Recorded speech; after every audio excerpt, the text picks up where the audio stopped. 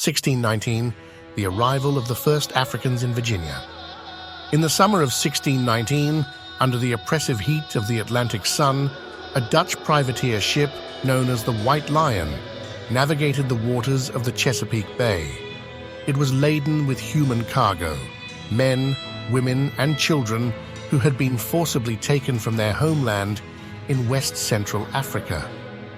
These individuals were survivors of unimaginable atrocities, their lives uprooted by war, betrayal, and the relentless machinery of the transatlantic slave trade. The journey of these Africans to Virginia began far from the American shores, in the kingdom of Ndongo, located in present-day Angola. This was a land of rich culture and thriving communities, but by the early 17th century, it had become a battleground. It was there, under the shadow of Portuguese forts, that these captives were sold to traders, their futures bartered for goods and silver. Among these victims of colonial greed were the men and women who would soon arrive in Virginia. They had been loaded onto the Portuguese slave ship São João Bautista, bound for Spanish colonies in the Americas.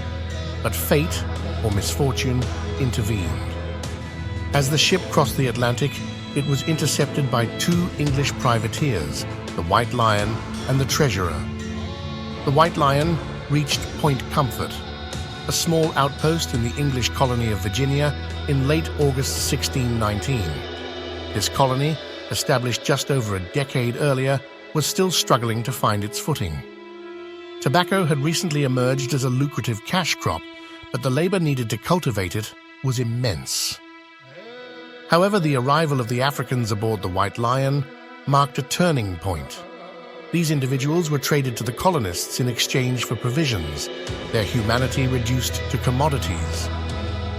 The records of that moment are sparse, a few lines written in a colonial journal, but the implications were vast.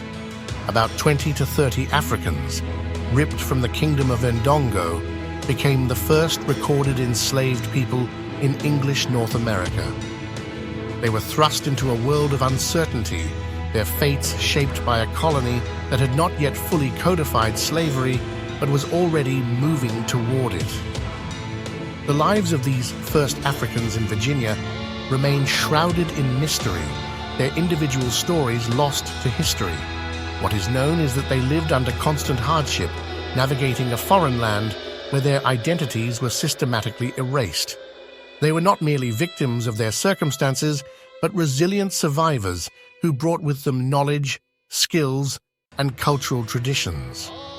These threads of African heritage would later weave into the fabric of American culture, leaving an indelible mark on the nation's history. The arrival of the first Africans in Virginia in 1619 was a moment that foreshadowed the centuries of enslavement, resistance, and struggle that would define African American history. It was the beginning of a system of racial oppression that would underpin the economic and social structures of the United States, even as it sowed the seeds of resilience and resistance. This chapter of history is both a reminder of humanity's capacity for cruelty and a testament to the enduring spirit of those who survived it.